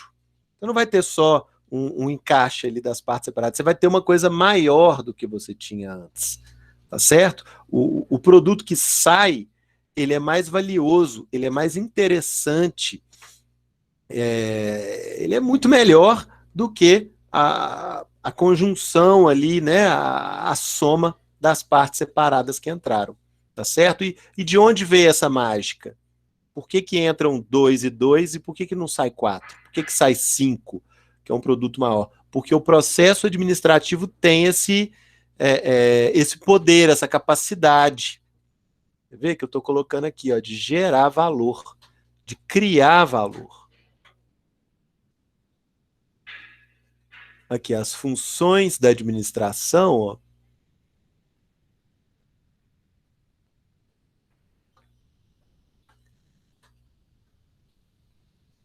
Aqui, ó. Em outras palavras, é o famoso agregar valor. Tem muita gente que usa essa expressão aí no dia a dia, né? Algo mais valioso do que a soma dos insumos. Esse é que é o ponto que eu estou querendo marcar com vocês, tá certo? Entra por um lado água de rio, que não tem nada demais, uns gravetos lá, umas poeiras lá, uns granulados lá, que não vale quase nada, né? Quando você realiza ali dentro da empresa o processo administrativo, as etapas do processo administrativo, né, daquela fábrica que eu falei com vocês de exemplo, né, que nós estamos usando desde o início, você vai ter na saída uma coisa que é muito mais cara, tem um valor muito maior, né, que tem mais utilidade, que tem mais mercado, né, que é uma coisa muito maior do que aquelas partes que entraram ali, tá certo? Quer ver um exemplo super bobo? Muito, muito bobo, tá? Eu sou cheio de cristal aqui em casa. Eu não sou esotérico, não, mas eu acho eles bonitos. Aqui, ó. O primeiro que eu vi aqui, que tava na minha janela, ó, um cristal meio arredondado, que ele não tem aquele brilho, não, porque eu ia precisar abrir aqui, ó, lapidar ele um pouquinho. Mas Cadê, professor? Deixa eu ver. Aqui, ó, na câmera. Ele é meio arredondado, né? Tem tipo uma casca aqui, eu ia precisar lapidar ele um pouquinho, mas dentro dele é puro cristal. É uma de asperina? Ah, não sei como é que chama. Não sei. Mas isso aqui, ó, na cidade do meu pai, né? Quando eu tenho muito costume de ir, eu falo que eu praticamente sou de lá, né? Apesar de eu morar em Belo Horizonte, é lá que eu me identifico, né? Que é aqui no norte de Minas. Lá a gente tem cristal para todo lugar que vocês puderem imaginar. De Curvelo para cima, né, começa a região do cristal. Nessa cidade do meu pai, que eu vou muito, né? Que eu praticamente cresci lá, no chão da rua você pega cada cristal lindo, né? E lá é muito comum isso. Você pega e traz aqui para Belo Horizonte, e eu sempre faço isso, eu fui lá, deve ter umas 2 semanas, né? Meus meninos pegaram cristal, encheram sacola de cristal. Você pega e mostra aqui, as pessoas ficam encantadas. Muitos deles, né? Muitos desses cristais já vêm com aquela lapidação natural, alguns são bem transparentes e tal. No chão da rua, gente, eles não valem nada. Né? Eu tenho um cristal que eu não sei onde que ele está aqui em casa, mas é lindo, ele tem aquela lapidação, né? Ele comprido com aquela lapidação assim. Eu peguei no dia que eles foram pavimentar uma rua do lado da casa da minha avó. Passou o trator assim, ó, limpando a rua, jogou aquele monte de cristal para o lado. Eu era pequeno, tinha uns 10 anos de idade, fui lá e peguei e trouxe. Né? No chão da rua, gente, ele não tem valor nenhum, ou sujo, do jeito que eu tô mostrando aqui, né? Sem a lapidação, sem o tratamento. Lá em Bocaiúva, ele não tem valor nenhum, nem centavos. Nem centavos, ele fica largado no chão. Né? Se eu pego, trago para cá, né? Coloco ele aqueles banhos lá, aqueles produtos químicos, né? Para poder limpar. Levo numa pessoa habilidosa, que sabe tirar aquelas lasquinhas, terminar de preparar o cristal, ele já vale alguma coisa. De onde veio esse valor? Esse é que é o ponto que eu estou falando, porque o cristal é o mesmo. O cristal é o mesmo. Na hora que ele estava no chão lá da obra, lá perto da casa da minha avó, é o mesmo cristal que está aqui em casa, que todo mundo acha muito bonito. É o mesmo cristal. Por que que agora as pessoas acham ele bonito? Talvez as pessoas até pagariam por ele, se eu fosse vender, né? E o mesmo cristal que estava lá, no chão, ele não valia nada. Qual é a diferença? De onde que veio esse valor dele, né, financeiro? Ah, mas tá certa, tá certa, tá certa. Meteorologia? Ué, então você precisa dar uma passada por lá, viu? Você precisa dar uma passada por lá. De Curvelo para cima, de Curvelo para o norte, é muito fácil achar cristal. Lá em Bocaiúva, então, tem até uma siderúrgica lá, que ela faz uma liga de cristal com aço, para poder fazer bloco de motor, de carro. É uma liga muito pouco comum, uma liga muito rara. E essa fábrica tá lá justamente pela facilidade de conseguir cristal lá, né? Ah, então você vai adorar. Depois você planeja umas férias lá em Bocaiúva, que você vai achar isso tudo, viu? Tem um distrito de Bocaiúva que fica, chama Terra Branca, que fica na beira do rio Jequitinhonha. E é uma coisa de louco, porque você está na beira do rio, assim, você tem todo tipo de pedra que você puder imaginar, você põe a mão, o rio bem transparente, bem limpinho, você pega tudo ali no chão. É uma coisa de louco. É, eu adoro também. Não entendo igual você, não, mas eu adoro também. Tem um monte, tem no meu carro, tem na janela, tem na parede. Cada vez que eu vou lá, eu pego um tanto. A questão é que lá isso não vale nada. Nada, nada. O pessoal usa para fazer obra, para vocês terem uma ideia, no lugar de brita. Sabe? Pega aquele caminhão de cristal e leva para fazer obra no lugar de brita, porque é mais barato do que a brita. Para vocês terem uma ideia como que isso não tem valor nenhum lá, valor comercial, né? Você traz aqui para Belo Horizonte, só de trazer para cá, ele já vale alguma coisa. Se der um tratamentozinho mínimo, ele já vale muito mais, né? E se você for exportar, eu sei que tem gente que manda para o Japão, ele chega lá a preços altíssimos. Não sei, Yuri, assim, de valor, assim, na ponta da língua, eu não sei não. Mas uns anos atrás, quando o pessoal me falou, eu fiquei, assim, horrorizado. O tanto que ele valoriza, de ter um valor zero lá em Bocaiúva, para chegar, não sei, Yuri. Até se eu lembrasse, isso tem uns anos, os valores mudam muito, né? Mas o ponto aqui é o seguinte: de onde vem esse valor, gente? De onde vem esse valor? A coisa é a mesma. A coisa é rigorosamente a mesma. Por que que, vamos supor, lá é usado como brita e aqui ele já tem algum valor e no Japão ele vale uma grana, né? Por quê? Por causa do processo administrativo. Pois é, mas a questão é o seguinte: como que você vai para esse mercado? Como é que o cristal chega nesse mercado? Entendeu? Você tem uma empresa para fazer isso, ou você tem, né, grupos de pessoas que fazem isso. E aí está o processo administrativo. Tá certo? Essas 4 etapas que eu falei com vocês, que eu ainda vou dar o detalhe, né? Que eu coloquei aqui. Deixa eu voltar aqui na figura para vocês. Né? Você tem um ambiente interno, um ambiente externo, e dentro dele você tem esse processo acontecendo. Então, o cristal entra aqui, né, lá em Bocaiúva, custo zero. É só você pegar uma pá ali, encher o carrinho de mão e levar embora. Ninguém vai nem achar isso ruim. Dentro do grupo, dentro da empresa, vão acontecer essas etapas e o cristal já sai para o mercado com um valor muito maior. Tá certo? Esse é que é o ponto que eu quero marcar com vocês. A característica que o processo administrativo tem de gerar valor, né, em cima de uma coisa que a coisa é aquela ali mesmo. Acho que o exemplo da cerveja nem é o melhor. Acho que eu fico impressionado com isso da cerveja por causa da água lá. Que eu falei para vocês que até outro dia era de graça, né? Mas acho que esse exemplo do cristal é melhor porque ele tem valor zero lá, né? Zero. E, né, quanto mais você processa ele dentro, ele já vale alguma coisa. Vou explicar um pouquinho do segredo aqui, né?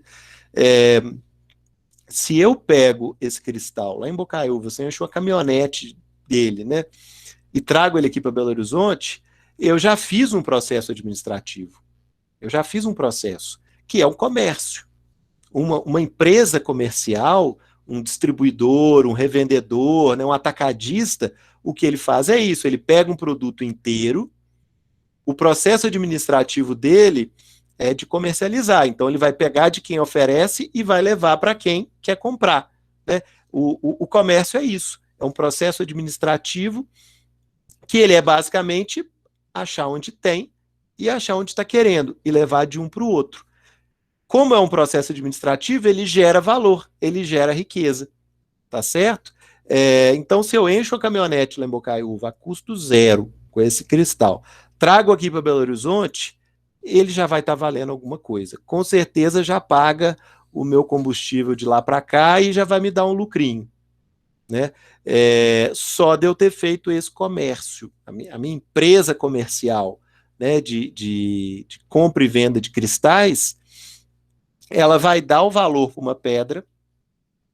Essa aqui eu tirei do fundo do rio Jequitinhonha.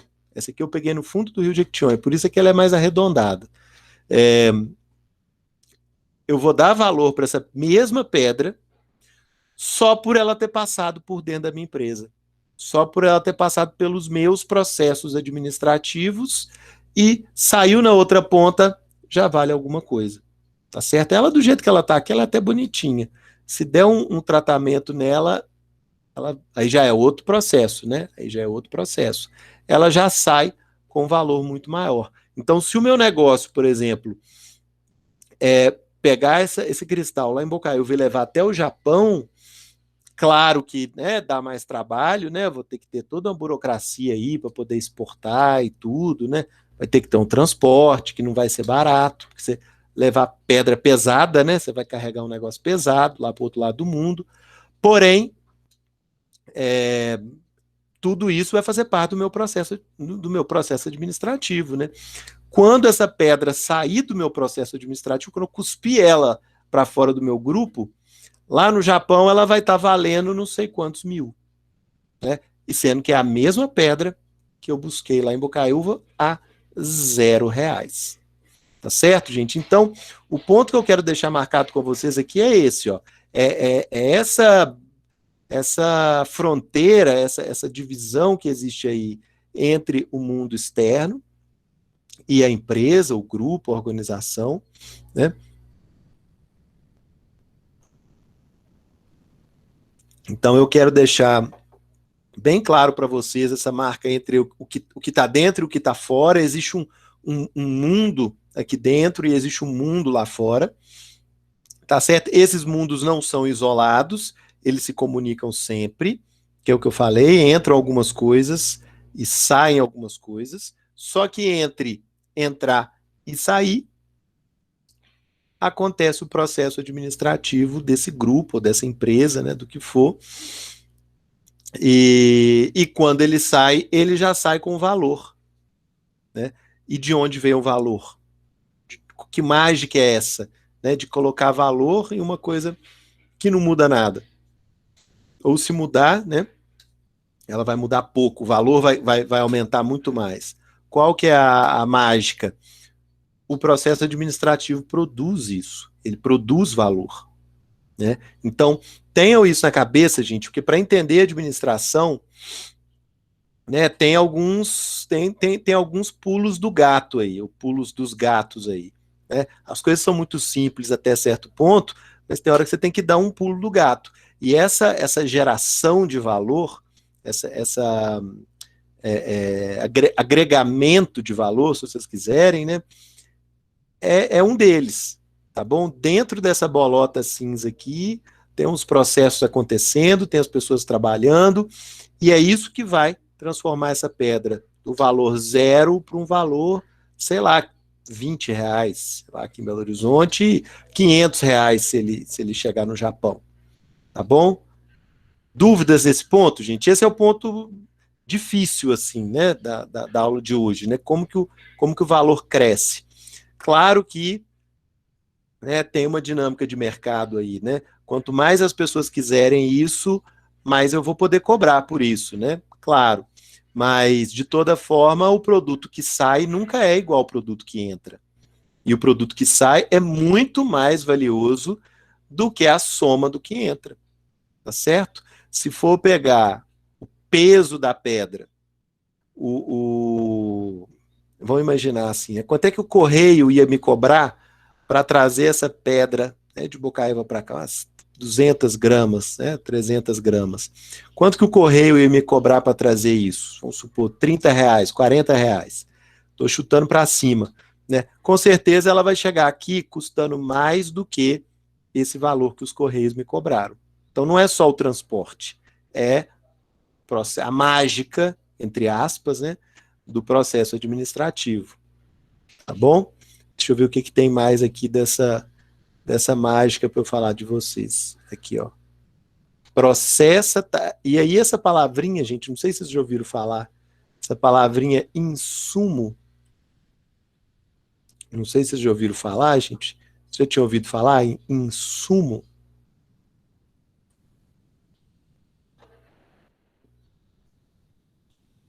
Ah, então beleza. É uma matéria-prima, uma coisa básica, uma coisa mais crua, né, mais bruta, que você precisa para poder trabalhar, tá certo? Isso são os insumos que você precisa buscar fora, né? Então, quando a gente fala de buscar alguns elementos, nós estamos falando disso, né, de obter esses insumos, trazer para dentro do grupo, processar e construir um outro produto ou um outro serviço. Né? Gente, são 12 para as 3, então, matéria-prima. É tipo matéria-prima, Yuri, muitas vezes é matéria-prima. Se vocês quiserem colocar o nome de vocês no chat para efeito de chamada, podem colocando, viu? Tem um cara, pessoal, eu vi um documentário uma vez no YouTube, que é a coisa mais boba do mundo. Coisa mais boba do mundo, mas ninguém fez isso aqui no Brasil. É um americano que, desde os anos 70, ele faz isso. Desde que antes não existia internet, ele já fazia isso. Hoje em dia, com a internet, ele continua fazendo. O que ele faz? Ele entra nos sites do governo americano, todos os sites de governo americano, de ministério disso, empresa estatal, tudo que você puder, o cara conhece tudo. E ele descobre o que o governo está dando de graça para as pessoas. Tá bom? Pode ser curso, pode ser produto, o que o governo está dando de graça para as pessoas. Tá? E ele vende essa informação. Ele faz livros e ele vende esses livros. Hoje em dia ele tem um site lá, ele vende uns relatórios, né? Mostrando para as pessoas onde é que tem coisas de graça do governo para você poder pegar, e como fazer para pegar. Então, o que esse cara faz? Claro que ele, hoje em dia ele tem uma empresa que faz isso junto com ele, né? Qual que é o processo administrativo dele? Ele pega uma informação que já está disponível, mas as pessoas não procuram, as pessoas não sabem, e ele entrega essa informação para as pessoas, só que ele entrega a informação mastigada. Ou seja, é uma coisa que não tem valor nenhum, que já está disponível na internet, qualquer pessoa podia ir lá e pegar essa informação, só que as pessoas não vão ou não conseguem achar, e ele tira de um lugar a informação e coloca para o outro. E ele fala o tempo inteiro, tudo que eu estou entregando aqui são coisas públicas, né, gratuitas aí para todo mundo. Só que a maioria das pessoas não sabe, ou não procura saber, enfim, ou não consegue achar, né? Olha que loucura, gente. O processo administrativo do cara é pegar uma coisa que já está disponível para todo mundo, que já é gratuita, ele pega e conta essa notícia falando que já é gratuito e disponível, e ele ganha para fazer isso. Olha que loucura, né? Ele não modifica, ele não transforma, ele não transporta, ele não leva a coisa de um lado para o outro, nada. Ele só acha informação e repassa para quem pode se interessar por isso. E as pessoas pagam ele para isso. Tá certo? Então, para mim, é um exemplo assim, de processo administrativo até maior, né? Até mais evidente do que esse do cristal que eu falei. ele ganha transmitindo. Ele ganha encontrando e transmitindo, né? E aí tem porque agora ninguém compra mais livro para isso, né? Ele vende informação de outra forma. Principalmente ele vende para empresas que vão conseguir utilizar isso. Mas ele mostrando os livros, ele fazia assim, olha, coisas para idosos. Então eram programas de governo, eram benefícios aí que as pessoas acima de 60 anos podiam acessar. Então ele colocava lá para vender em banca de revista, vendia milhões de cópias, né? Coisas gratuitas para idosos, então coisas gratuitas para adolescentes, coisas gratuitas para desempregados. E todo mundo compra essa informação dele. Né? E o cara tá milionário, né? Ele faz isso há muito tempo, tá milionário, né? Cria valor a partir do nada. Né? Uma coisa que já estava disponível para todo mundo. Então, o que eu quero... Pois é, Yuri, pois é. É isso, né? E é um negócio que ele faz isso há muitos anos e ninguém copia ele. E ninguém copia ele. Olha que coisa. É um negócio tão simples e dá tanto resultado e ele não tem concorrência até hoje. Né? E ele tem um nome esquisito, depois eu passo a referência para vocês. Mas de toda forma, gente, o que eu estou querendo provar para vocês, né, com essa aula é que o processo administrativo ele é capaz de gerar riqueza do nada. Né? Ele é capaz de criar valor do nada, do zero, né? De uma folha em branco, se vocês puderem pensar. Né? Ele é capaz de gerar valor a partir do nada, simplesmente por ele funcionar dentro daquele grupo. Simples assim. Mesmo que seja buscar informação na internet e repassar para outra pessoa. Que também é o que o Google faz, né? Que é outro, que pega uma informação que já existe, passa para pessoas que já sabem que aquela informação existe, só que né, todo mundo quer isso. Todo mundo quer essa facilidade. O Google é outro que comercializa, né, informação gratuita e alheia. Né, e fez uma fortuna em cima disso. Né, gente? Essa que é a ideia, esse conceito de processo administrativo que eu queria passar para vocês. Na aula que vem, gente, com certeza, Rafael, com certeza, as pessoas cada vez mais preguiçosas. Né? Tem aquele outro buscador da Microsoft, né, aquele Bing, que é bom também. É bom também. Ele só não é tão bom feito o Google. Né? Mas eu tenho uma antipatia daquele Bing. Eu tenho uma antipatia mortal dele, porque ele faz tudo, né? Esse eu só conheço. Eu só conheço, nunca usei. Ele faz a mesma coisa que o Google, só que ele demora meio segundo a mais, né? E a gente quer aquilo ali em 0,2 segundos. Então o Bing é ruim e o Google é bom, né? Na aula que vem, pessoal, amanhã, o que eu vou fazer? Eu vou entrar nas etapas do processo administrativo e vou explicar cada uma delas para vocês. Tem uns outros detalhezinhos aí para a gente poder aprofundar também. Mas como eu falei para vocês, o mais importante para a gente saber, antes de entrar em cada etapa, é ter esse conceito, é ter essa ideia. O que é o processo administrativo? Uma coisa que cria valor do nada. Tá? Só por ele existir. A gente pode entrar, passar o dia inteiro ali dentro da empresa, olhando o que as pessoas fazem, né? E não vai ver nada de especial. Mas elas estão criando valor. A riqueza nasce ali. Tá bom? Tem uma leitura aí da economia que vai dizer, né, que tudo onde a gente coloca trabalho ganha valor, tá certo? Nós aqui não estamos entrando nesse mérito, né, porque aí é um outro conteúdo, mas tem a ver com a administração também, não é a nossa linha de raciocínio, mas é só para não deixar a coisa muito mística demais, né? É uma área da economia que vai dizer isso. Tudo que o ser humano colocou à mão, colocou isso aqui de trabalho, nem que seja para levar de A para B, nem que seja para carregar isso, onde o ser humano bota a mão, ele cria riqueza. O trabalho humano cria riqueza. Tá certo? Isso, na verdade, gente, é a primeira, uma das primeiras, das principais descobertas do Marx, né, do Karl Marx, economista, que as pessoas confundem com o Karl Marx político, que ele tinha atuação política dele, tinha as ideias políticas dele, mas antes disso ele era um grande economista, né, e pesquisou principalmente o valor do trabalho e o trabalho como gerador de riqueza. Isso aí ninguém discute dentro da economia. Isso aí não tem coisa de esquerda, direita, não tem polêmica nesse ponto. Né? Ninguém duvida dessa descoberta de Marx.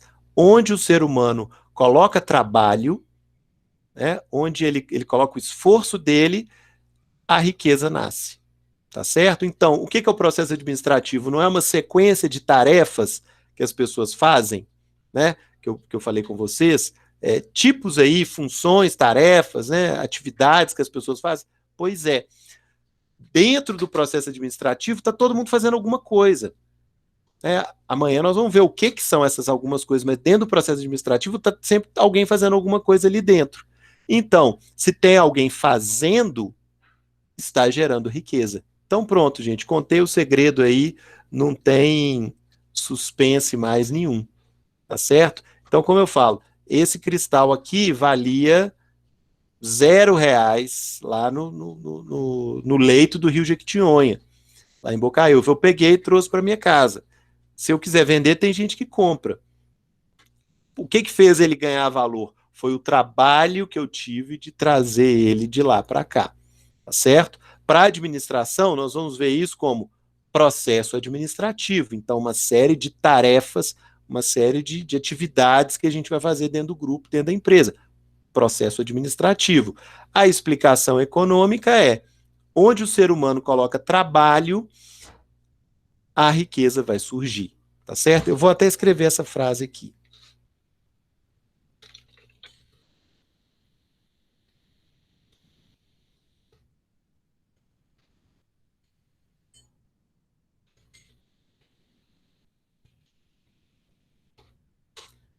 Certo, gente? A riqueza surge onde o ser humano coloca seu trabalho. Aquele, o caso que eu falei do americano, que ele pega a informação da internet, disponibiliza para as pessoas, sendo que a informação já estava lá, ele fez um trabalho. Ele trabalhou, ele colocou o esforço dele ali. Por isso que aquilo tem um valor dentro do mercado. Tá certo? Então, essa aqui é a surpresa, vamos dizer assim, né? O que tem de especial no processo administrativo? Tem o trabalho das pessoas, tá bom?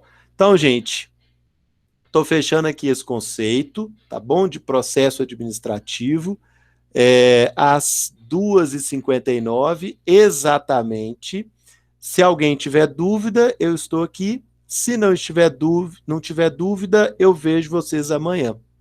Tá certo? Quem tiver dúvida, eu estou à disposição aqui, pessoal. Se não tiver dúvida, eu encontro vocês amanhã, 1h da tarde, na mesma hora, no mesmo local. Ok, Luiz Gustavo, tudo de bom. Obrigado, Esther, tudo de bom para vocês. Até amanhã. Oi, Giovana, pode falar.